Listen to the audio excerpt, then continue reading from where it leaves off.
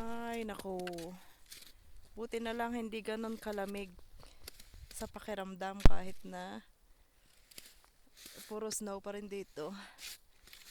Kahapon nagpadulas kami galing sa tuktok. Ngayon naman, nandito kami sa baba. Nag-iis lang lauf. Ayan. Ayun si Elena.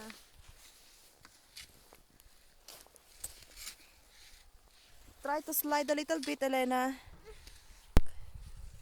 Okay, good. Natututo kahit papaano. Nung una natatakot siya, yan. Sabi ko sa kanya, dahan-dahan lang.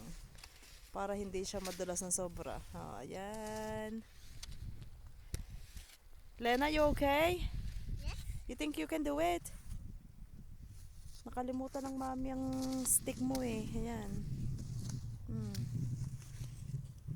Takot tuloy siya. Ay nako, ito, yan. Ayun. Lamig ng hangin. Kapag nasa lilim ka, sigurado lalamigin ka. Ayan. Ayun ang araw. Lena, come on. Halika na.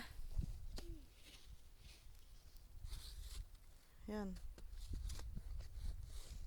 Ay, naku, lamig na ng tenga ko. Meron nga akong panlagay sa tenga, pero ayan. Ay, sinisip ko.